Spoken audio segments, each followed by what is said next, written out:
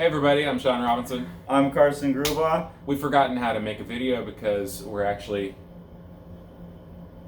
in the room together. Yeah. This is not a trick, not an imaginary story, not a fake thing. I'm really jealous of the people that get to make YouTube videos in the room Yeah, together. it's a hell of a lot easier. I feel like I'm not waiting for you to interrupt and vice versa because of our microsecond lag, right? Yeah, this is a lot easier. But yeah, where are we at? What are we doing? So we were in San Diego. You guys might remember I used to live in San Diego. I moved 3 weeks ago, and then I came back because of a little thing called the San Diego Comic-Con and like Eisner Awards. The Will Eisner Comic Industry Awards. Yeah. Which was a fantastic, it's a great program this year, and like the stuff that they nominated was really awesome. Big thanks to Jackie Estrada, who does the judging and the program and everything. And they had lots of different great stuff nominated this year, including The Strange Death of Alex Raymond by Mr. Dave Sim and Mr. Carson Gruba. And so we both came to San Diego to represent the book, and unfortunately did not win the award, but went to a great book in the category, and had a really great time on Friday. And they fed us dinner, and we got to dress up really, really fancy. They told us like the day before that it was cocktail party attire. So I had to go buy a suit, and Tori's with us. She's hiding off camera, but she's over there reading the book, and she had to find a cocktail dress last minute, and we got all fancy dolled up, and that was fun. My favorite part about the Eisners was that our category was like 2 away from the final announcement. Right. So we were like waiting, chewing nails. Which meant that we got to chat with some awesome people, like very quietly, of course, like Yeah, Scotty Young. we met Scotty Young, who's really awesome. A huge fan of all of his work. I Hate Fairyland is one that I've been intending to get and have Tori read for a long time. So that's moving up the queue because now I know he's a great guy. And we also got to sit with Matt Wilson, the colorist of a lot of Robert Kirkman stuff. Which congratulations to him for winning this category. So that was cool. We were sitting at a really good table with a lot of cool people. Yeah, and it was an intense event. It was a really it was long and it was late because I'm Minnesota time, and so this was like by the time it was done, it was like 3 a.m. Minnesota time. No, because it was done at like 11. Anyway, 11, yeah. I felt like I got a little floaty by the end, especially because I was very relaxed and like falling asleep. And then by the time our category got there, my heart, went up like 25 BPM. Real briefly, I was surprised I wasn't as nervous in all the lead up to it. Yeah, you looked very relaxed, except for the pain in your eye for where you stabbed yourself with your badge. Well, yeah, I mean, I took a Xanax before I went. Okay. That helped. I almost legal in California. Yeah, well, I got a prescription for it. Taking my badge off, I cut my eye. I scratched my cornea. So there was many times I don't know if they had cameras, but if you saw me crying in the audience, it was because my eye was like, it would randomly just like almost blow me over with pain. But I've been great today. Today's the following day. So if you guys have never been to Comic-Con, I had never been, and one of the things I was not prepared for was seeing the original art, especially some of the booths that we went to that had newspaper strip guys. I had never seen a Raymond original before. I'd never seen a Stan Drake original before. The Noel Sickles stuff was insane. The Ben Casey, the Neil Adams, Ben Casey. Like I'm sure those rights are tied up. But God, I would love a reprint. And for as amazing as his career in the superhero stuff was, I think that Ben Casey stuff is just it's off the charts in terms of the finesse of it. I mean, he's just there was one particular moment where I remember I was looking at something that Carson was like, "Look at that hatching," and I was just staring at something that I thought was dry brush, and then he's like, "No, that's hatching." And I look at it, and it's just the tiniest little parallel hatching that you can imagine, and it just looked like a little drag of the brush or something, and it's just like, God, that's insane. Like he did that on a daily basis. And I thought that on Strange Death I had got as small as you could go because like Dave made such a big deal about how how tiny the lines were and how he was aiming for that tiny line, and like I did a comparison where I think I went like. Yeah, you got real finesse, right? I got like 4 times smaller than Dave, and then looking at the. But the other thing is like when you go that small, it breaks up on the tooth of the paper, and those Adams ones aren't even broken on the tooth of the paper. Yeah, they switch tools a lot too. I mean, it seems like he's using a nib. I don't know. They were amazing, and the ink. I was surprised, like the Kniff. And a lot of those guys, how nutty too. Yeah. How dark the ink is, like pure black all the way through. No washed out. I don't know what kind of ink he was using, but it's beautiful. One of the weird experiences we had when we were looking through that stuff is we kept on just being like, well, if this was a Charles Dana Gibson, it would be locked inside of a museum cabinet, and since this is an Alex Raymond instead, and you know he doesn't have any cachet, it's like, I mean, you know, it's for sale for, I mean, what? How much $20,000 they would have? No, like we asked about a Stan Drake one, and he said $2,500. But there was a little Stan Drake. It was like a 3-panel strip. It's kind of small though, but they said $80. Yeah, the real small one. Yeah, cause that's $80 for that particular Stan Drake because it wasn't. I mean, it wasn't a particularly hot one. It was. Yeah, I was tempted to buy it, but I don't want to worry about getting it back. And bought a really expensive summer, and I didn't. And I bought some more books than I should. But So anyway, not to get too far off. I guess we don't really have a track, right? No. We're just talking about con. But it was really distressing to see. Those in the most of them that we saw were in plastic at least, but they're in these big things. I mean, if you've been to con before, you've seen them. So they get beat up, but the $80 Stan Drake wasn't even in. I was just like picking it up and handling it. And then the other cool thing, I'll intersperse. Well, no, because I'm going to post this right after we film it. But I'll share some pictures on my story on Instagram. We found a unknown to us, and I think largely unknown Stan Drake strip that I'm not even sure Dave knows about because I've never heard him talk about it. That was done in conjunction with like a really, really loose Bigfoot cartoonist, and it looked like, what would you think, mid-70s, early 70s?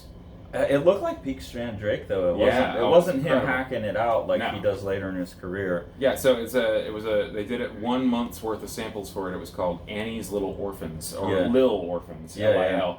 And this other cartoonist did the kids, and it's like these kids and a teenage girl or a young girl. And various situations, like, and the strip that you was reminding you of was like Liberty Meadows. It looked like Liberty Meadows, where it's like a realistically rendered sexy female drawn by Stan Drake, so all the beautiful hair and all of that, and the mushy face and the really expressive faces, because we were looking at it and I was like, no one else can draw a female face expressive like that and still looking like cute. He was like, this is Drake, and I was like, well, it doesn't have Drake's signature on it. And I was like, oh, but look at that. It's definitely Stan Drake. And then there's some of he inked some of the, I didn't get a picture of that one, I'm regretting it. But there's some where the cartoony stuff, he had obviously inked over the cartoony stuff, and it was a Stan Drake line, but over a cartoony. But it was apparently a pitch that didn't go through. Yeah. So that was cool, and I asked if that one would have been a couple $100, I would have bought it. Yeah. Unfortunately, $2,500 or something like that. But that's gonna sit in that guy's folder for. Yeah, I mean, I don't know, unless someone on here, I couldn't tell you what the vendor that's just gonna sit there. But yeah. I don't know, but I gotta look it up online. Next time I come to a con like this, if it ever happens again, I'm gonna bring my scanner with me and do some schmoozing and then back into the hotel room. Right, exactly. Yeah, and it's just like these artist editions are coming out. We flipped through a couple, and you agree with me that they're fuzzy. Yeah, it's soft. Yeah. And then you're looking at all of one table having thousands of amazing pieces. Yeah. Like they wouldn't even have to be one artist. It could just be like awesome strip artists or something like that. So it really made me people we had never heard of before that had mad chops. I mean, and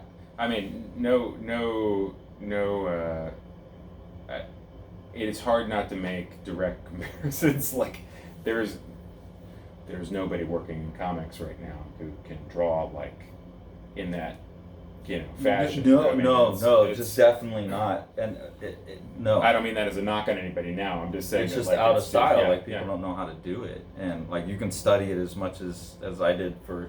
Yeah, but it's not the same as having an apprenticeship and yeah. And doing it on the daily. Right. Like, I mean, to do 3 to 4 panels a day, every day. Yeah. And 2 or 3 strips at a time. So, I that was the highlight for me. I think that Stan Drake. Yeah, that was thing was really something. Was a highlight. We also did some shopping, so we're gonna do a haul video. We just switch back and forth and show what we got. So the first thing that we got here. Oh my goodness, what is this? I get to take one of these. Living the Line 2022-2023 sampler featuring Eric Creek's The Exile. Oh, and Centralia, Neil Van de Peet's Centralia. So this is a little book that I put together right before we got here, and this was printed by Alfonso at Studio Comics Press, who does great work and incredibly fast in this case. So he was able to just pump these out and get them to me here, so that I had them for the con, and I was able to hand these out to a lot of dealers. So we were talking comics with people and sort of handing these out as a calling card to people who were interested. And it's got a lot of stuff in there, including some samples of, like, here's a page from the second issue of Abolition of Man, which is the monthly series we're going to do. Exile. People haven't seen much of Centralia. Abolition of Man number 1.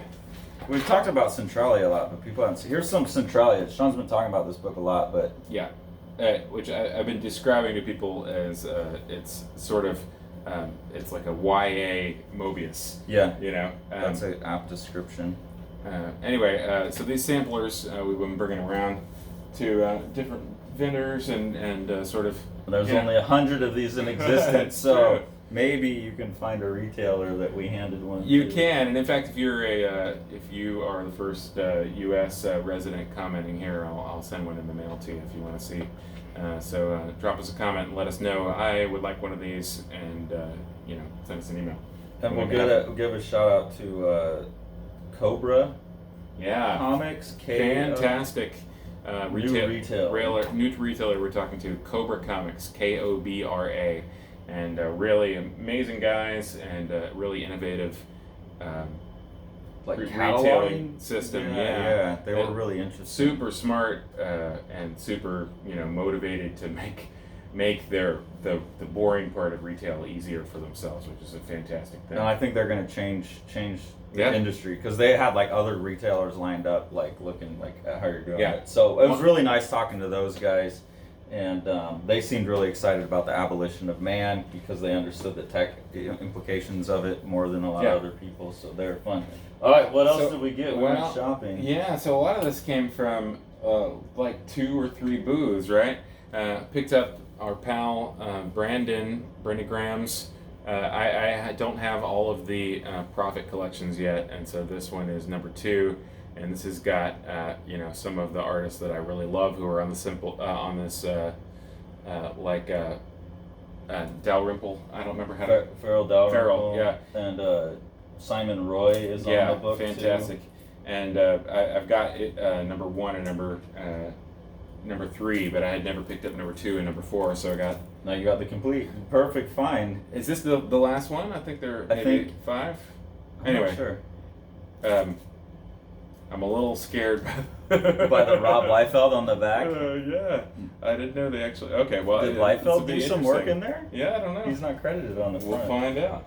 That's the one thing for Brandon. Oh, you got Snot Girl. Yeah, and so I've got volume 2 of Snot Girl, which is written by Brian O'Malley, who I always really liked his stuff. His first book is fantastic. I don't even know if it's in print anymore, but it's called Lost at Sea.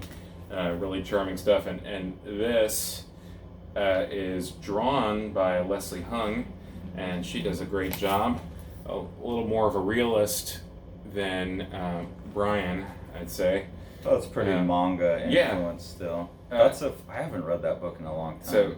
I haven't read it at all, so I was very interested to see where it's going to go, and I like sometimes reading the second volume of something It's a fun book. It's about like a fashion model who has allergies, and so she's always like got like a runny nose and stuff. I think you'll like it.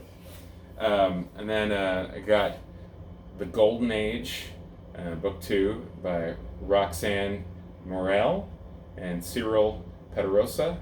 And this is put out by First Second, which I think they always do really nice stuff. This is a really cool look to it. It's like all flat color. None of the line work is black, so it's got that sort of floating. It's kind of a baffling like how they made that book. You know anything about the process though?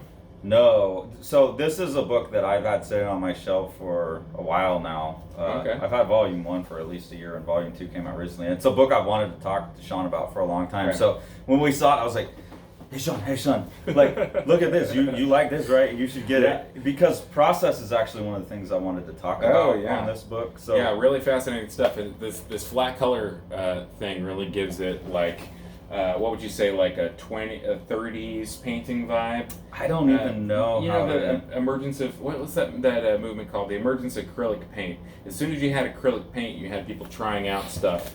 Look at this tree here at the top. When acrylic paint came out, it was all of a sudden possible to have layering like that. Yeah. It kind of looks like old Disney like gouache stuff. Right. Too. Exactly. Yeah. But we'll definitely do an episode on that because that's a book I've been wanting to talk about for a long time. The story's good too. It has some like social political stuff I want to get into. Awesome. So we'll really try and delve into that stylistic and process stuff when we do that. But you think my kids are going to be able to read this from a content perspective? I don't remember.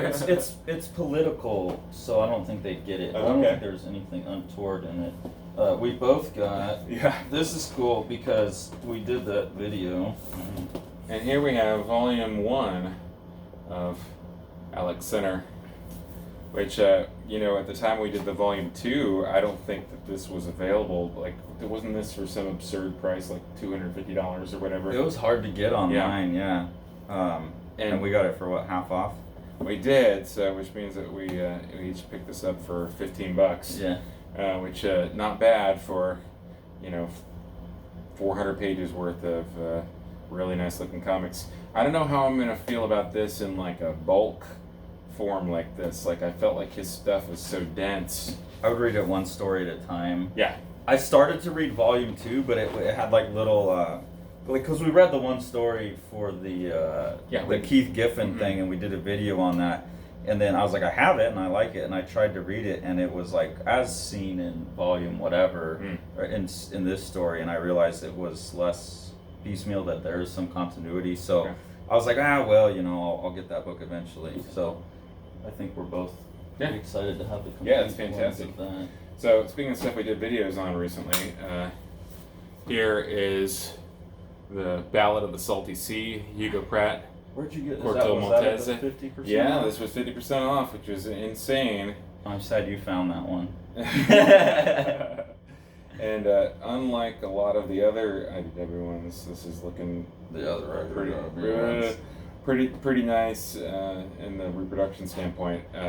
I have got some green pages in there. I actually have a few volumes of this in French that were put out by Casterman. And one of the reasons I didn't dive into the IDW series is because the Casterman ones look so much, Can you read French? Snappier. No, but you just look at it. Yeah. But now you can read it. But yeah, this one I'm excited to see, and they got some of the washiness in there too. Very interesting decision there. So we'll have to talk about this one at some point. But I'm gonna buy all those eventually. It's just like I say all the time, I give myself permission to buy new books, but then old books are like, well, I have to have not had many new books that month, which is pretty rare anymore.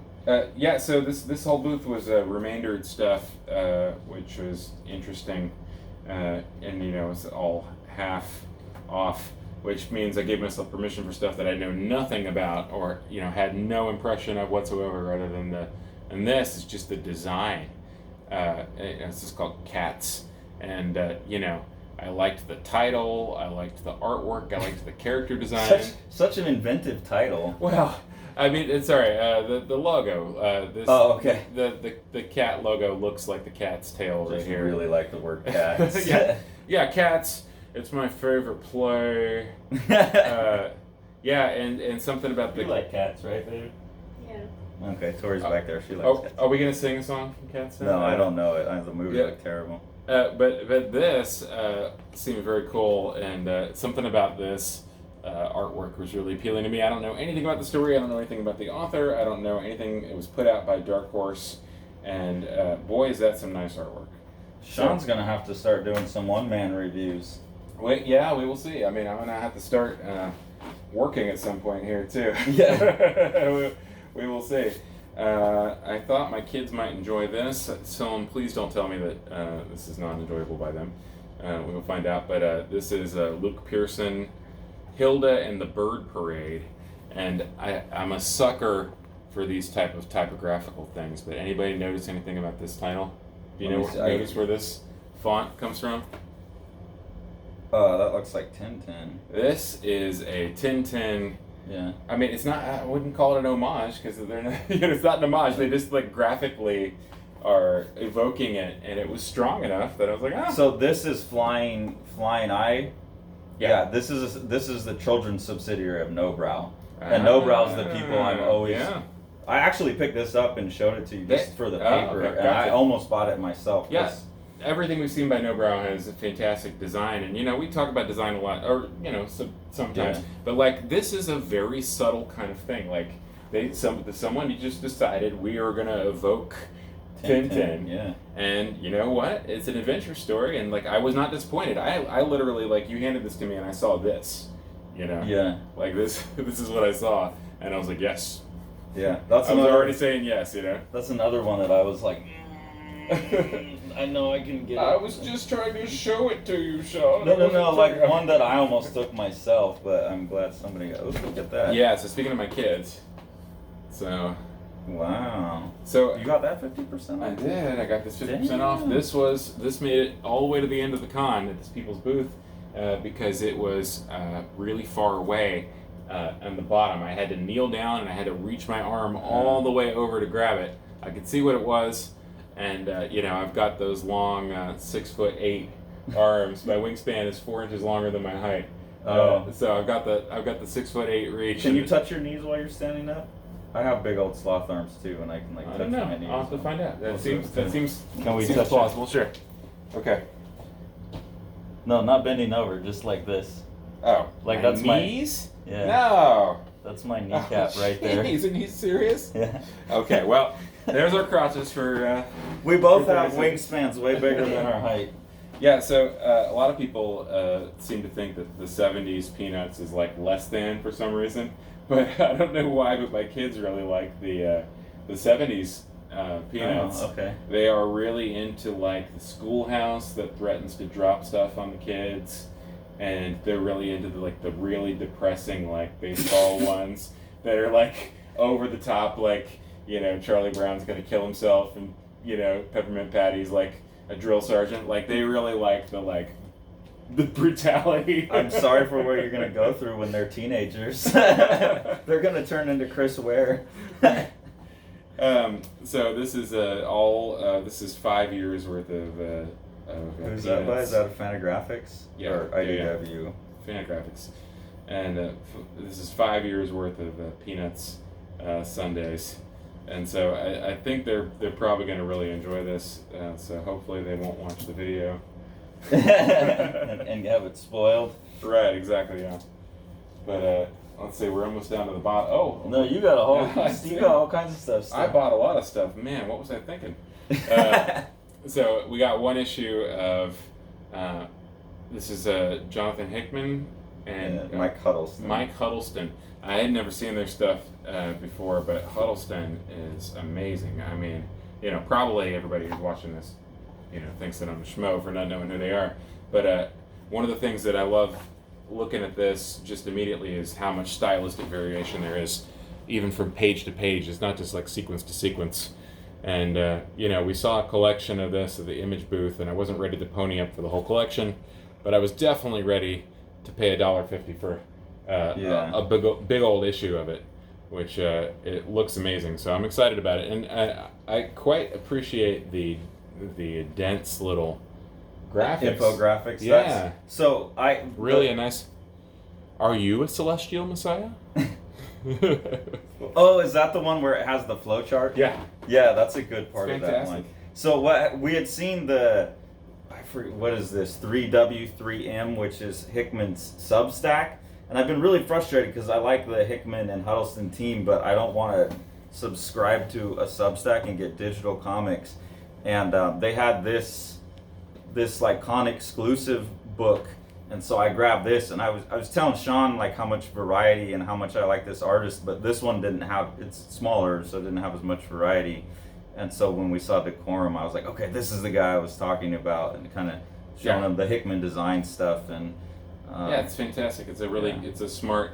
It's interesting to see like what's like nominally genre comics borrowing from sort of like the, Chris Ware borrows from like essentially like airplane infographics and things like that, and then you see these people like smartly taking that and applying it to something that's like nominally a genre comic. Yeah, you should look up more of Hickman's stuff, especially his earlier stuff where he was the artist, because the writer's the guy who does all this design. That's not Mike Huddleston. Okay. So interesting. Any Jonathan Hickman book you buy, no matter who the artist is, has stuff like this. Okay, very interesting. But his first two books, Nightly News and Pax Romana, he did the art in as well. He's a pretty good artist. So you can imagine him doing the drawing and stuff and working these kinds of designs in. And then he went on to just focus on the writing, because he's a good artist and I really like his art, but he starts working with guys like Huddleston. And it's like, let him do it. Right. And speaking of sort of like genre comics, I don't know what genre this is exactly, but it's very all exciting. of them at once. Echo Lands, which Carson just popped an issue into my hands and basically forced me to look at it. Normally, screaming people with axes is not, always grabbing me, but this was really something else. And so J.H. Williams III, fantastic. W.H. Aiden Blackman, and then so J.H. Williams does the art. Yeah. Anyway, blown away. I've got a big stack of this. You've got the first 6 issues. I've got the hardcover on order, and it's supposed to be coming in a couple of weeks, so we're going to have to do like a deep dive into this artistically, because the art in this is banana pants. Yeah, and it's interesting, like, talk about stylistic variation, but the other thing about this is it's just not floppy enough that I feel like I could stick this on a shelf like as is. I've seen stuff online, but I hadn't seen them in person. I didn't realize they were printing the covers on such a hard. I think they realized because it's bound sideways that they needed a harder, and it looks. I kind of wish I'd been buying these in the single issues. I mean, I'm really happy to get the hardcover too, but I'm excited to talk about this. I'm real excited. And stylistic variety. If you're not familiar with J.H. Williams' work, he's an absolute monster, and he can draw in any style he wants. And you'll notice every character in that book is in a different style, and you'll be able to be like, that's Moebius, that's Sergio Topi, that's Milt Caniff. I'm excited to talk about that one. Awesome. Okay, another book comes up here. Silver Sprocket is the publisher of this, and this is Fun Girl. And it's by Elizabeth Pitch. I'm not sure if it's Pitch or Pick, but really was just loving it, and the art is it's kind of Michael DeForge. Yeah, it's an interesting combination of sort of like some like underground 90s stylization and there's a Judith and Hall of Fame. And newspaper comic style, but then they've got stuff like this, a really wild Judith and Hall of Friends recreation, and then the dialogue is just hilarious. I mean, I laughed out loud while trying to convince Carson to buy it. And then when Carson wasn't going to buy it, I decided, okay, clearly I should take this. He was like, hey, I think you'll like this, and I was like, ooh, I do like that, but I had already bought a bunch of stuff, and I was trying to constrain myself, and I was like, that would be one that I'm taking a risk on, and I'm not gonna. I've already spent too much to be taking a risk, so I'm glad you got it. Because I do want to hear your opinion on it. Another risk. I don't think it's actually going to be a risk though. Very interesting book from Top Shelf, Junk Wraith by Eleanor Richie, and the flat color in this is really beautiful. This actually, once again, reminded me a little bit of Brandon in terms of the use of flat color and also just the sort of emotional key of each page having its own sort of tenor. They had a second one of those, and I almost grabbed really? a copy. Yeah, that was same second copy, remainder. the same volume. Yeah, Okay. yeah. Not a second book, but Yeah.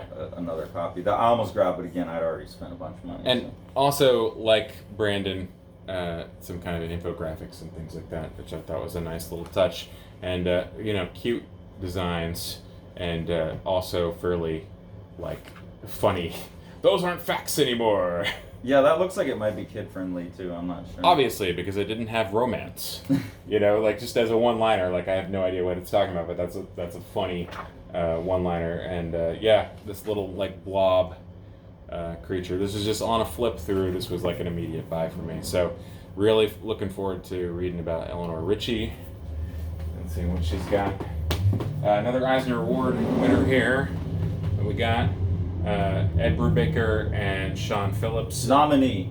Oh, nominee. They didn't win. They lost.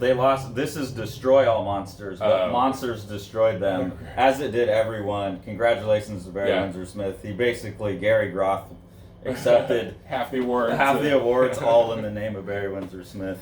Carson was like, "Oh, this is the second volume. This is the third volume." But really, I'm going to read the story. But what I'm here is for the art and some nice stuff. And I'll be interested to see. Have you ever read Brubaker Phillips stuff before? No, I have read. Didn't Brubaker? Did he draw his own series? I think he did something like Low Life. Yeah. Was his original. So I've seen that. They've been a team for a long time, and they have this whole kind of hard-boiled crime world. I think there's probably an ad in the back. They have a huge line of books, and they're all another one that you'll really enjoy. I might even have that one at home, so that's something we can talk about. And I like the pulpy cover design. I don't know if people, know that's what they're referencing, but essentially this is like a design. Oh, they're 100%. And I know that they know that they're referencing. If you buy single issues of their book Criminal and stuff, they'll have articles in the back about pulp books and pulp movies and pulp illustration and stuff. This is colored. I love the colors in this, by the way. That's colored by his son. Okay. Sean Phillips, and then what's his son's name? Is it in there? His Jacob Phillips, and his son draws as well, and has a really good book out. That Texas Blood. And it used to be colored by Elizabeth Breitweister, who also colored the Kirkman Outcast that we were looking at, and that's some of my favorite contemporary coloring in those books too. Yeah. So you're gonna like that. And then Doctors by Dash Shaw. Very excited about this one. You guys might know Dash from his wildly successful book in the early 2000s, Bottomless Belly Button. But this is his latest, right? He has so many books out. Yeah, from Fantagraphics, and very excited about reading this one. And Dash is a really inventive guy and really interesting cartoonist. And this, I was interested in seeing the sort of formal conceit of this one, which actually not the easiest thing to set up technically. You can save a lot of money if you make each of these one color, but then if you're alternating colors every page, it's got to be a spot color, right? So each page has its own one single flat color, but then it'll break it up in certain spots. He's wild. He's all over the place. I just reread Bottomless Belly Button a week ago, and I remember that being the first book I read by him. And then every book is so different. I have a number of his things. So, Lore Olympus. Very interesting to see this. This is by Rachel Smythe, and this is Webtoon, which is the hosting app that I guess this was what would you say, serialized on, actually released this as well. Like they're the publisher. Oh, really? And, That's really, strange. really. Del Rey. Oh, Del Rey is the distributor, maybe, but the webtoon has got their Get a name cut on of there. it. Yeah. Well, I think that they perform editorial function for people who like work Okay. with them, but super moody artwork in terms of the color, and I don't see a lot of digital stuff that like appeals to me, but this has a very kind of classic. I mean, it really looks like gouache, in terms of her color use and things like that. And she's got like definitely like an emotional color use. So I have no idea what the story's about. This is like one of the most popular products right now. Like Really? This is one of the hottest books right This now. book? Yeah. Okay. Well, I have no idea, but it was immediately appealing to me. It's something visually appealing to me. It's something I've been kind of tempted by. Yeah. Just because it's so hot. It's a number one webtoon phenomenon, apparently. Well, you read it that way, and I'll read it online. yeah. Do a video. Comparison. But yeah, the drawing is great. I've got a book, a 40s kids book that I absolutely love. When we talk about this, I'll have to bring up the book called Baby's House, and the whole thing is painted flat color gouache with some like texture effects and stuff, and that was what this immediately reminded me of. And like Baby's House, she uses color in a really emotional way, but also in a very designy way, where each of the pages has its own kind of internal logic. And interesting, we were talking about like flipping through some of these books that were created over time, and a lot of times you can see like, oh, this is one chapter, oh, this is another chapter, and this one is like, if this is really the beginning of it, she didn't go back and revise it. That's insane, because it's just insanely cohesive. Throughout. There's a second volume that just came out too, I think. So if you, I'm curious. I've been looking at that. Yeah, the cover is kind of Lisa Frank goes to New York City, but the interior is amazing. I'm not sold on the cover. Yeah, I'm curious to see what you think, because that might push me over the edge on it.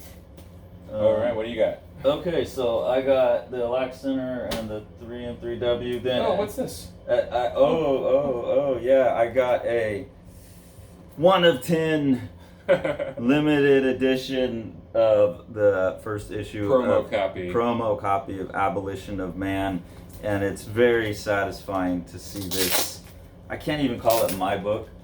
It's our book, but it's the done by the illustrated by the AI, but put a lot of thought and effort into making this book, and it's really satisfying and gratifying to see it in print already. And boy, I can't wait. And me and Sean have been working on issue 2 and 3. It's pretty much all 5 issues are done now. I wrote issue 2, and we'll talk about this a lot more, but I wrote issue 2 based on a story that I wrote when I was like 22 probably, and I revised it.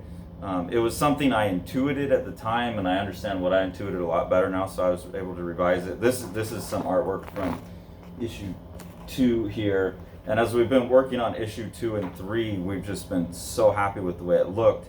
And then I threw issue 3 and said, hey Sean, why don't you write an ending to what I wrote in issue 2, and you just told me today an interesting fact about that. Well, that your story that you wrote and trying to puzzle out what was going to happen next really reminded me of a long forgotten short story that I had written when I was the same age that you're describing, and I was able to use sort of cannibalize portions of that in concluding your story, or wrapping into yours, and so it was a very interesting discussion about that. And when you guys actually get to read those in October, November, December, because issue 1 is available for order now, and that'll be October.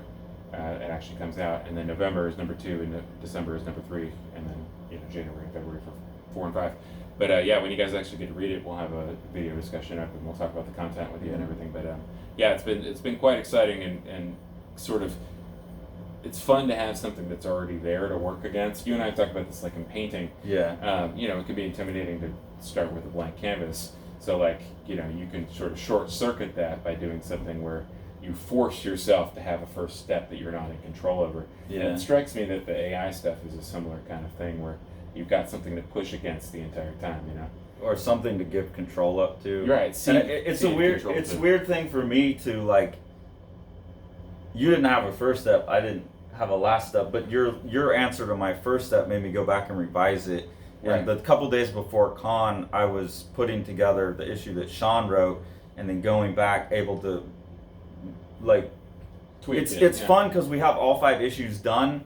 Right. And issues 1, 4, and 5 we can't really tweak. Right, because they're starting with a fixed text. But I can manipulate issue 2 and 3 to help make the other. Yeah, and so I'm just like I'm super excited about this. So to hold a copy of this, and I'm just so excited for you all to see this one. It's not unlike making a sandwich in which you have like a rye for the top and you have like a, you know, I don't know, a bagel for the bottom, and that's the fixed part, right? And then you know there's going to be some mustard and mayonnaise on there, and you're just like, well, that's what we got, right? And we still can't talk about it yet, but yeah, it's not going to be a bagel on the bottom. It's going to be like I don't know, what's the most expensive bread you can buy? We're getting issue 5 is going to be the most erudite writer that's ever contributed to a comic book, and I can't wait to tell you who we've got involved in that. Okay, so the other things that I bought, I didn't buy as many, but I bought more expensive, I think. So this sounds familiar. It's because I'm a cheapskate. We probably spent the same amount of money. You just got got more. I've got like $30. You got more for your money than I did. But I was telling myself I wasn't going to buy stuff, but we found this Remainder Books thing, and so I got Umbrella Academy library editions 1 and 3 because I had picked up number 2 at Second and Charles like earlier in the month, and I told myself, I'll get the other ones eventually when I find them cheap, and I found them 50% off, and I just finished watching the 3rd season, which is the... Oh, they made this into a television? Yeah, the Hotel Oblivion. And I remember when I had read these month to month... Hold on, they're called something different? Hotel Oblivion? Oh, that's just like the subtitle. Okay, yeah, subtitle. Okay. When I read these as comics, they didn't make any fucking sense to me. But watching the TV show, it made sense to me. And I love Gabriel Ba's artwork. Yeah, that's just fantastic. It's like little proto Mickey Mouse kind of, you know. Yeah, I love his artwork, and I love the production on these big hardcovers with the heavy glossy paper. And so I'm curious now because the TV show does follow these, but I feel like it follows them in a more palatable way. Now that I've had the palatable version, I'm excited to go back to the really beautiful original version and see if the books make sense. And now that I've got all 3, I can do that. I thought it was going to be like a couple years before I had spare money to get those. So. Yeah, I don't know why there's like certain kinds of things where there's like narrative difficulty where you don't necessarily immediately parse something. You know, I get that way sometimes about something, and it's not always something you can put my finger on it. What was it that was the barrier for me to get this thing at first, you know? Gerard Way, the way he writes is like each page will be a different scene jumping around, and then there's like alternate dimensions and time warp. And is it just asking a lot of you? I think it's he likes Grant Morrison a lot, and so it's kind of intentionally difficult. It's good. Grant Morrison's phoned in acceptance speech for being nominated into the Hall of Fame was very Grant Morrison. It was great. Several of those things that the speeches for people who were not able to attend were fantastic. Matthew Kelly. Hilarious. Yeah, hilarious. But he's very Grant Morrison.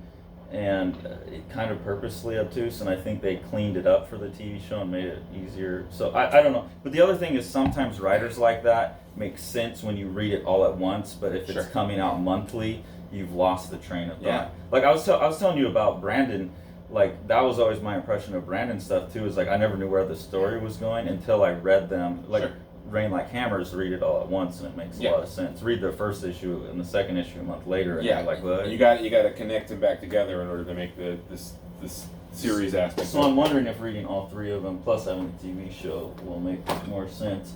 I did have a couple more hiding behind there. This I haggled down and got a pretty good deal on this whole Complete Strangers in Paradise omnibus. I was a little bummed because I thought I was buying a hardcover omnibus, but when I unwrapped it, it was soft cover. They had the volume 1 hardcover for $25, but they didn't have 2, so I got this for $50. So Complete Strangers in Paradise, that's pretty cool. Classic, love it. What love a world! Yeah. What a world we live in that this is available. You know.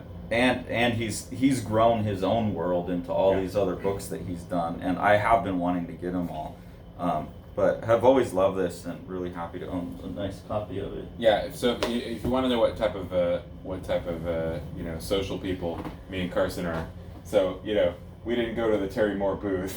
We didn't try to say hi. We just looked for his books at the Oh yeah, I went up to David Mack. And I was like, are there? Don't have a kabuki hardback. I was like, are there any hardcover kabukis left? No, okay, bye. And Sean's like, you don't want to tell him how much you like his art? I was like, no, I don't want to be that guy. He's too handsome. He's very fit, he's man. An incredibly handsome, athletic man. Yeah, he's very fit. He's intimidating. I got a little sweaty talking to him. It's a cartoonist that looks like he probably can. He does a lot of martial arts, I think. Him and Nick Patera should arm wrestle. Yeah. Nick would just throw him around. David Mack would probably kick his ass. No, Nick is a champion arm wrestler. You didn't know? Oh yeah, I forgot about that. It's like the strongest men in comics. At the future Eisner, we're gonna have some kind of a. That should be an Eisner Award. Yeah, David Mack would definitely he'd be the MMA winner though. You can tell. This is something. The Darwin Cooks, oops, I got it backwards, Parker Martini Edition Volume 1. This came out before I had money to start buying comics again, and I've been keeping an eye out. I think Volume 2 just came out, is what the guy at the booth said. I didn't realize it had come out. And I think what happened is I didn't pre-order Volume 2 because it's really expensive and I didn't have Volume 1. I thought, well, they'll be out there. I would have grabbed both of them from the booth because he was selling them at 25% off. And these are just really nice, big. I'll probably throw away the slipcover and piss off everybody because I don't feel like it needs a book cover on it. But these really just big, beautiful, really nice paper. And I know these are some gorgeous, awesome comics with these spot colors. And I've really wanted this for a while. And I know they've got some other artists that contribute. I haven't even had a chance to flip through these, but. Some essays and some other like Brubaker and Phillips contribute some stuff to these. Yeah, they're fantastic. It's fantastic looking. But apparently, Volume 2 got stolen from the booth shortly before we got there. Yeah, so I would have gotten both of them. So maybe that will go on like my birthday wish list or something because my birthday's. Tori, you're not the one who stole it, are you? Oh. This thing is like 15 pounds. I actually don't know what that would look like if you had shoplifted this and ran down the aisle with it. I just put it down the back. Right. You probably could have got away with it. You wouldn't be suspecting you. So very happy to have this one. Looking forward to getting the second one. Very angry at the thief, but also grateful to the thief that I didn't pay. So I probably paid $75 for this at 25% off. So grateful that I don't have to figure out how to get this back. You got a few other books I got here. some, yeah. So Sean said, "Hey Carson, have you ever read Yotsuba?" Right. And I said, "Yes, I've seen this digitally. I've read some of it in a scanlation, and I love this. And this is one that I've been wanting to talk to you about." Awesome. Yeah. And very happy. If you have not, sorry, go ahead. Oh no, go ahead. It's a really cute, charming kids book. I mean, about a kid, that is. I don't actually think it's a kid's book. It's kids appropriate, though. Yeah, it's kids appropriate, but it's not necessarily aimed for kids. And in fact, that might be one of the interesting things we can talk about with the particular book. But as a character, she is just incredibly funny. Super charming. Super charming. The art is just out of control. And this is actually the second edition of it because it was done by another translator in another release, and that company went out of business. I don't remember the name of the company who was doing it at first, but I remember it was a little jarring because I owned the first like 5 volumes or whatever by this one particular translator, and then this second version came out, and I was like, oh, it's totally different from now on. Oh, everything is different. You know, it felt like a different man anymore. You know, small little variations in the translation and stuff, but when you're in the middle of a series, you know, it can feel like No, I love this. Grab the rug out from underneath you, you know. And they do a really good job of like you could probably dip into any given episode, but it also has it evolved like it's not just episodic in the way like Astro Boy is or something. It's one long story too. From the ones that I've read. For me anyway, it gives me a lot of sort of nostalgia for childhood. And just sort of she has a sense of wonder about the newness of the world and things like that. This is going to be a weird comparison, so you know, edit it out if it's really weird. But this actually Yotsube reminds me a little bit of like Kimajo Orange Road, which was a romantic comedy with sci-fi powers, aimed at like high school kids. So even though the audience is totally different, the age of the people are totally different, there's something about it that where the best ones are sort of,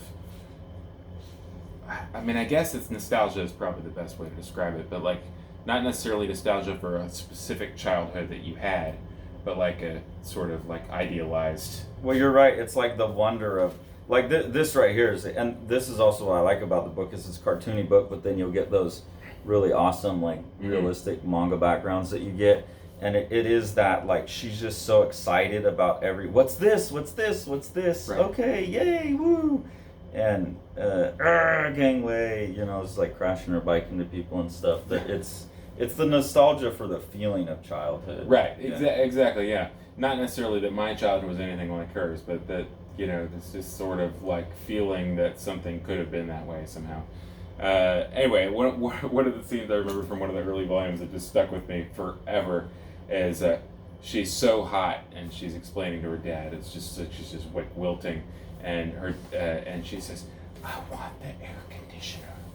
And her dad basically, like, he turns it on and she's like, ah, and she's like crying tears of joy. And then he explains to her about global warming. Oh yeah, and about how about the electricity is, you know, making everything hotter. And she like cries tears of like, you know, and like wants to turn it off. I mean, it's just, I don't know. Describing it is not doing it. I'm glad you read it, and I'm glad you like it. And yeah, we'll have to dig in deeper to that. And it's another one that I've been meaning to, you know. Yeah. I've been meaning to go get the whole thing because I do love that book quite a lot. And then I don't think these are very risky buys, but there are things that I don't know anything about. But I'm pretty confident just looking at them that these are all going to be pretty great books. So this is Quiet Thoughts by Karen Shangguan, published by Avery Hill. And I just like, it's got this really nice like toothy paper on the cover. And then flipping through the art, it kind of gave me vibes of like Gigi and some of these other like just very soft palette, like female like illustrators. Laura Perez, whose books. Oh sure, yeah. Like I really want someone to translate those Laura Perez. It's books. happening. Someone's gonna translate. Someone's gonna translate. Not yeah. Okay. Yeah. Yeah.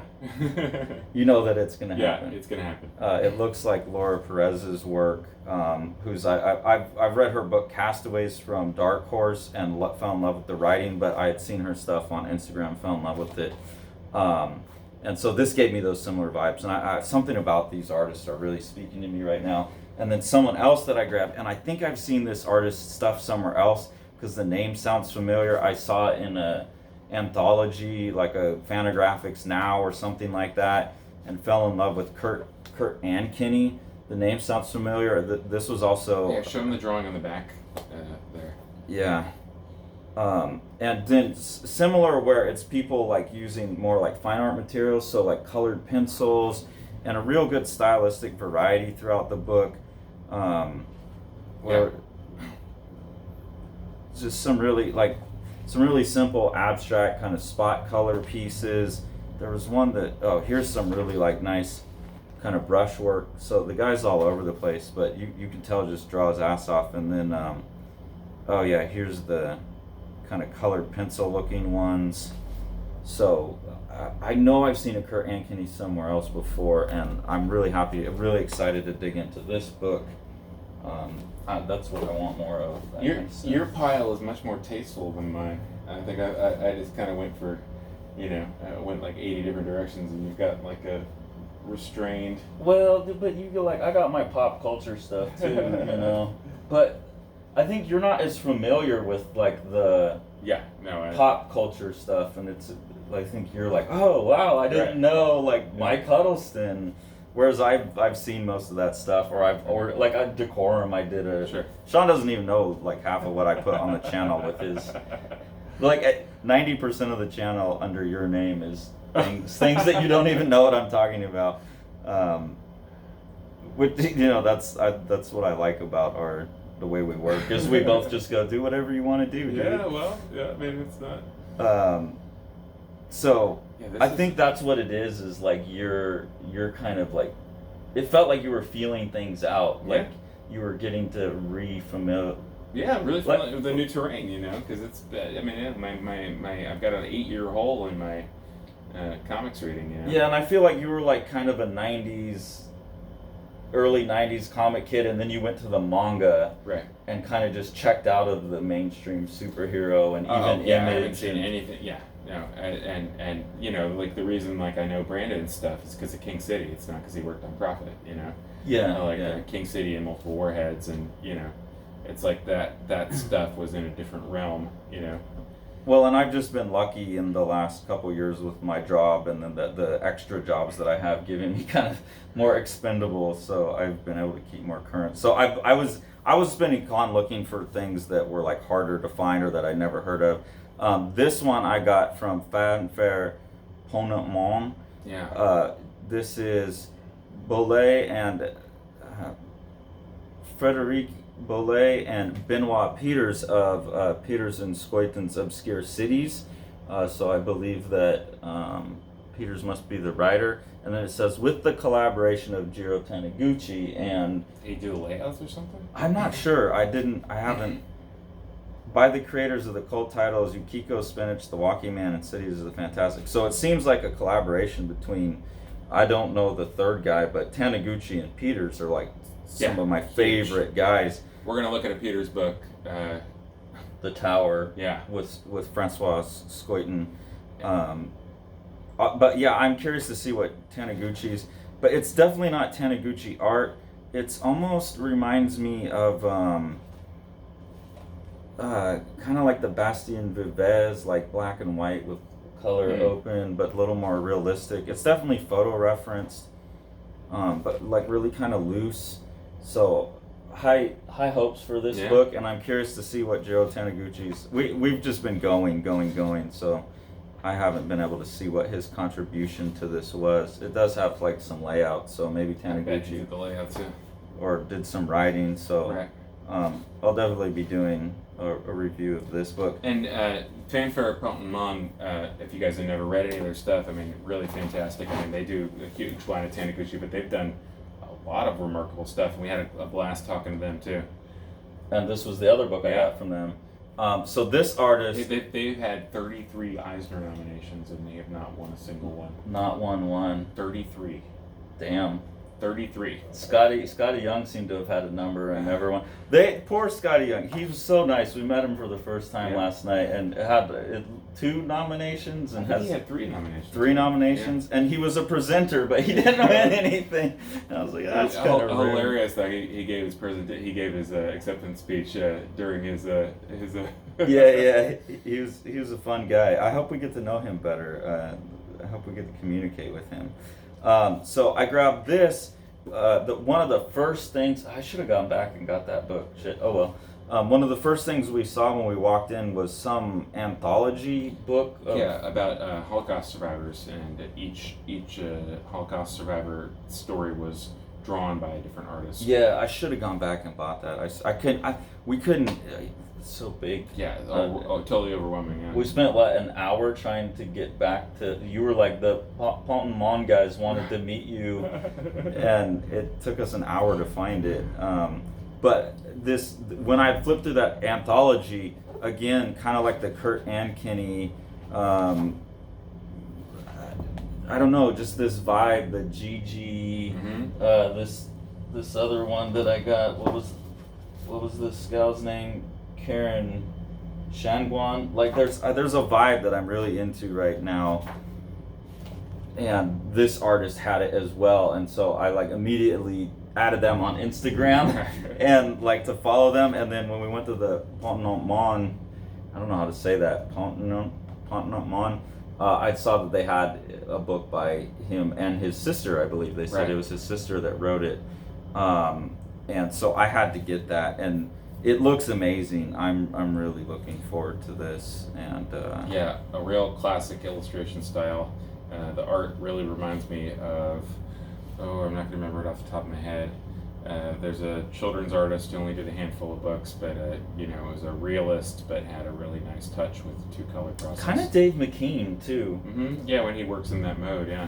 But like a little more realistic and not quite as like McKean is absurdly just boom confident. That was also really fun. We went to the Alan Spiegel Fine Arts booth, and like Kent Williams was there.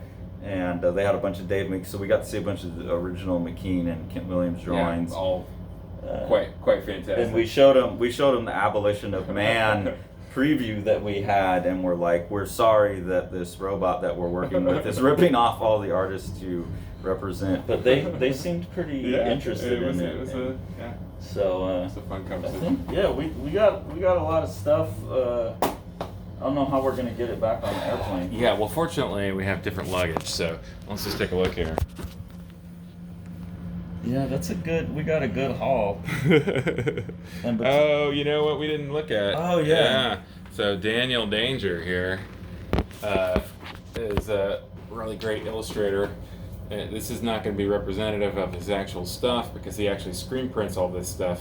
He sets up all the different ink layers separately, and then has this local screen printer that he works with. But really, really quite the guy. And, he was game for letting us chat his ear off for, Well, he seemed great. I mean, he understood that we were like... Yeah. Yeah, and it's really crazy because as beautiful as these look in print, they're almost... the contrast is too high and it's losing some... Because he's printing, like, he's not doing black, he's doing purple. Yeah. And then light purple over dark purple, and was getting these crazy luminosities. And that's why I was like, Sean, you gotta convince this guy to do some comics. Do a comic, because it would be a real heck of a interesting challenge to figure out how to recreate that look in print. Yeah, and it's one of the things that I've been sort of mulling about, when we always talk about different things like that, different tech ways to use this kinds of text. Like, the thing is that you could theoretically get the same level of fidelity to the original art as you get with the one color with a 4-color book if they were all Pantone colors that you picked out yourself. And it would be nutty. I mean, it would have that same you look at this guy's stuff in person and the way that it's printed, it has what was not stereographic, but it has a it looks layered. Stroboscopic effect to the hatching. Yeah, and you feel like you're looking at the print impression like sitting on top, and because you are. It's a screen print, and it's like 10 different colors or something, and each color is laying on top of each other, and the tactility of that. And also the effect of one color showing through another color. Yeah. Like you could scan that and click it, but there's we won't go into painting too much. But there's something that's called structural color, which basically has to do with the optical effect of how one color is passing through another and how your eye perceives the interaction of color through. Yeah. And it's something that as a painter you deal with, and that always goes away. And so I guess I'm extra attuned to that, and like the idea of reproducing a book that actually has some of those is like, right. And you could just do that on an offset press. It would just have to be set up in a really special way, and you'd have to pick really, really carefully pick your Pantone colors and like make sure that you do all the trapping yourself. And colors that aren't broken down into dots that are solid. Exactly, right. Yeah, Yep. that would be interesting. And so you'd have to do different processes in terms of like feathering and edge and things like that. If we've talked about a little bit about it before, but if you ever pick up some of the Babar, the full-size Babar books that were done, the original editions or the ones that were done like facsimile editions where they went back to the original lithographic stones, it has a tactility to it that is off the charts for a printed book. Yeah. It's because it's all done like that. It's like 5-stone lithography. It's like. Well, I'll come up with something that we can. Yeah. Well, I've got a project in mind that could exploit that pretty well, but it's just a question of having time to draw it. But yeah. I just found out that both my kids are going to be in school in September, so. My youngest son has been accepted into a pre-K French immersion program with my older son. French immersion. French immersion, yeah. He's going to be speaking. My 7-year-old already speaks fluent French. Okay. So my 4-year-old is going to join him, which means that I will actually have a normal work time for the first time in 7 years. Oh, you're going to get so much done. It's going to be a different world. Get out of here, kids. So I'm looking at that drawing board. I'm very excited. I bet. I wish. I thought I was going to get Bound done this summer because Bound is we couldn't do it with that process, but I kind of want that look. That look. You only did a 5-issue series in collaboration with an AI instead, right? Yeah. I mean, we got something done, but that's still on my mind, and I want to get to that eventually. But I don't know when I'm ever going to have time with my teaching schedule. But we'll get there. You never know. Let's wrap it up. Let's look at a copy of that Abolition of Man one more time. Yeah. Man, this is so much easier when we're in the same room together. Good God. Yeah, I know. I'm jealous of the kayfabe guys. They can just sit there with the book. So one more time, Abolition of Man is available to order right now from your local comic store. We hope that you will pick up a copy of it, and it is really quite the book. If anybody out there, would like to talk to us about this book while the solicitation period is going on. Yeah. My schedule's going to get crazy because my semester is going to start back up mid-August and duty days and stuff ahead of time. But I will carve out time, and Sean will carve out time, and we will do interviews. By the way, we'll be doing an interview. Can we talk about it? No, we shouldn't do that. Yeah, it'll be very exciting. The one that we have scheduled, but we don't. Yeah. I didn't know if we can talk about it because we're doing it on Monday. No. Okay. It's not going to air then. Yeah. We're excited about doing some press for the book, and we got some stuff lined up. But we would love to add your thing to it. If you had something. We will carve out time. We've got a lot. I think we're both headed into a busy period, but I don't think I've ever been as excited about something that I've made as I am about Abolition. Yeah. Including Strange Death. Like Abolition is ours. Yeah. Well, not really ours through and through, but you and a computer, and then me chipping a little bit. But yeah, I don't know. It's what I spent most of my career as an artist thinking about, and Strange Death for me was like a side road into something. I'm usually a very future forward. I'm a futurist. And Strange Death was weird because it was a past and it was something I got wrapped up in and loved. But I'm really excited about this because this is what I'm meant to be making. And the way the book's coming together has that feeling of like a good rap freestyle where like you're not planning it, it's going so fast and it's falling together, and like it's that good joke that you just come up with your friend. It has that feeling, and so I'm really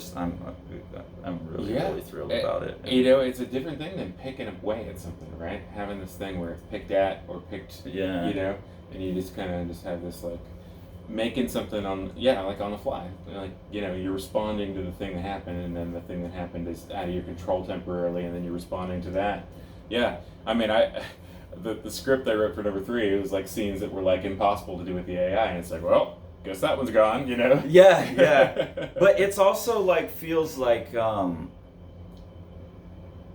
winging it, but with 20 years worth of experience with the topic. Sure. Yeah. But a topic I've never put in a condensed form before either. So I don't know. I'm just really so yeah. Please, we'd love to talk to anyone about it. Please order the book. It's in the Diamonds previews for October on sale. So that catalog just came out and on Friday. Yeah, and retailers. It really matters to those retailers if you are getting that order from them. You tell them you really want this book. They will get your copy, and they will not just get your copy. They will get multiple copies. Yeah. And having it on the shelf so somebody can pick it up and say, "What in the hell is this grotesque thing?" Where's the future that we're hurtling towards? Yeah. Why am I going to be ever drawing or crocheting again when the robots take over? All of these things will be answered. Yeah, and like keep getting like issues to like issue 1 can be kind of self-contained, but there's really a continuity between I would say 4 different things, issue 2 and 3 being one kind of thing that creates a way bigger, better, more interesting whole. Yeah. And so make sure that you're ordering issue 2 and 3 as those come out, and not waiting for issue 1 to come out and read it. Because it's set up as a series in the Diamond order system so that you can ask to order the whole thing. Oh, Your okay. retailer Yeah. can just click a button and make sure that you get them all. Yeah, please order the series. Yeah. I guarantee that it will pay off in a really interesting way, and we will have an announcement about the number 5. About number 5. That's Michael Jackson. Yeah. In a certain realm. Oh yeah. Oh right. Oh. We're getting the Michael Jackson of a realm. Of a realm. Of a realm. The Michael Jackson of a realm, and it's not the comics realm. So people are going to be like, wait, I thought they were saying they got like Alan Moore to do an issue, but in the realm we've got the Alan Moore of a realm. We've got the Michael Jackson of a realm on board, which is. I'm just so excited. So, anyways, thank you. Yeah. That's been our San Diego. Tori's really ready for us, so she can get up and out of the chair. As soon as we leave this room, I think Carson and Tori are both going to collapse. We got to get up at like 5 in the morning to be to the airport by 6 to fly out by 8 a.m. And I just get up at 5 in the morning because my brain is broken. Oh, before we go, let me tell you. You want to tell them about how we got here? No. Okay. let me tell you though, like to get here, we got an email from the Eisners a day on Wednesday, the day the con started, that said you gotta come in cocktail attire, and then like Scotty Young and Phil Jimenez, who won 2 awards, and he was beautifully emotional. He was in shorts and looking like a sexy bear that he is. Everybody was very comfortable, and we had cocktail attire. but so we spent like all this time freaking out. We got me a suit. She's freaking out. We figure out that we can go to a Belk by the airport, and so an hour and a half before we get to the airport, we're buying Tori's cocktail attire and hoping that they have something. We found something, looked gorgeous, looked like a movie star, had heels on that made me look like I was 5'3", but just looked amazing. So we get to the airport, hauling stuff in, and Sean messages me and says, "Hey dude, download this app so that you can put your proof of vaccination in, and you don't have to wait in this god-awful long line that I'm in." I was in the hour and a half in the line, like, direct sun, And we're supposed to have proof of vaccination? Like, I'm in the airport. Like, me and Tori literally just walked into the airport, and I'm like, wait, fuck, we're supposed to have a vax card? And I'm like, okay, I have mine in the car, but like, it's my fault I didn't read the fine print. And you didn't either, right? Yeah. Like Rachel told you. Yeah, my wife was like, you gotta bring your card, honey. Yeah, so it's in plastic. Put it in your backpack, Don't leave it up. Yeah. Don't leave it up to the men. Next year, I'm letting you read everything for me. So we're in the airport freaking the fuck out because Tori's like, I don't want to go to Comic-Con. I just want to go to the awards in case you win. And now I can't even get in because I don't have a vax card. And so we went and ate, and we're in the airport, and like our plane, it's like 4 something, and our plane's leaving at 5:40. And I said, okay, I'm gonna go ask if we can get a later flight and allow us to drive. We live about an hour from the airport, so I said, if we can get a flight where we can drive home, get your vax card, and we were looking at like, can we get tested once we get, because proof of a test that shows within the last 72 hours, you could get that too. So okay, can we get tests when we get to San Diego? Probably not, because there's probably a bunch of people doing this, and like we don't know and we don't want to get there. Okay, so I asked the ladies, can we get a later flight? And they said, well, it's 6:45. I'm like, shit, there's not enough time. And the ladies at the airport were like, hey, you could probably go to like acute care, like there's some near the airport. So we go to an acute care that's like 10 minutes from the air. They bump us to a later flight. It's going to catch the same connecting flight, so we just have a smaller layover. So we go to the acute care. It's been a beautiful day. As soon as we get out of the airport, like apocalyptic thunderstorm. We go in. Luckily, there's no one in the acute care. Tori gets tested. She's clean. We go back to the airport. We get there. Flight's leaving at 6:54. We're like to the gate by like 6 something. So we're like, okay, we're aboard. And then it's like, wait, there's not even a plane at the gate. And then like the plane doesn't show up until 7 something, and we're like, oh my god, we're gonna miss our connecting flight, and like and we got to the airport and had like 15 minutes to get from gate B to gate D or something. So we're jumping on a train that's taking us to another gate and running and getting on, and we made it to San Diego. And then we get here, we get the next day, we go through the con and everything, and then I almost took my eye out with that thing, and it's been a thing. So hopefully tomorrow we'll have better travel. But although getting to spend the entirety of today talking with retailers, handing out sample books, and then buying books was a nice change of pace. I think the retailers were like, not to crap on anyone else, but some of the nicest. I think that was some of the most fun, and the art dealers were really fun to talk to, because they really care about the art, and they would like to bullshit with you about like the artists, and they know stuff. Not like bad bullshit, but like talk shop. Yeah. And it's interesting. Some of those guys, I was like, "So you're an artist then?" And the guys just no, just studied them. Yeah. Like I've got them right here, dude. Like I've been looking at them for 20 years. Yeah. So and it's like, oh right. And we got to meet Rob Sokowitz. Rob, it was really nice to meet you. He's given us a ton of support for Strange Death, and he's been a really great guy. So it was really nice to meet him. And met a few other people. Jeff, who does our foreign language rights, got to meet him on Thursday before you came in, and we got to see a lot of faces to people that I'd only just communicated with. Todd Hignite over at Heritage Auctions. Oh, I wish I could have talked to him. Yeah, well, because I've emailed with him a couple times. I didn't see him at the Heritage booth. Oh, I'm sorry. We talked to Barry. We talked to Barry Sandoval. Yeah, not Todd wasn't here, but we talked to Barry Sandoval, who I had messaged with before, and never. Yeah, so it's great to just actually get to really spend a little bit of time with some of these people. I think we also both realized that we would. I haven't been to San Diego since 2001, and most of my San Diego experience was in the 90s, mid-90s, when it was just Hall A through C, and now that it's Hall A through Z or whatever the fuck, and there's movies and games, and I think we really would enjoy a comics or a small press expo or that was the one thing that I found disappointing, is I was really looking forward to like finding people with books like this at tables and talking to them. So if you all have recommendations of what are the cons to go to get exposed to the artists that are making the new stuff, very different. Yeah, that where it's really focused on comics and the comics creators, and obviously that's the thing I love most about this channel, and that you support us, that allows us to keep talking to all these great creators. And if people have suggestions about where we could start going and doing that in person, I think that would be fun, because I think both of us were like,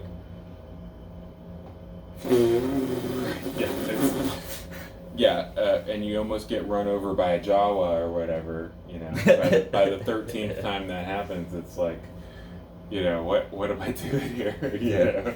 So I think it was fun. Thank you so much. Thank you so much for the nomination at the Eisners. We're exhausted. Okay, I'm gonna go to sleep now. So I can't believe we just did that for an hour and 20 minutes.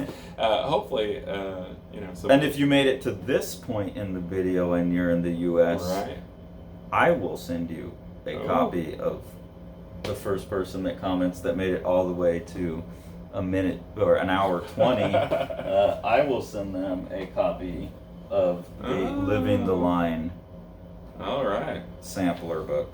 Collectible, 100. It's true. There's only 100 of them. But I'm keeping this Abolition of Man, so suck it. All right, thank y'all. Have a good one, guys.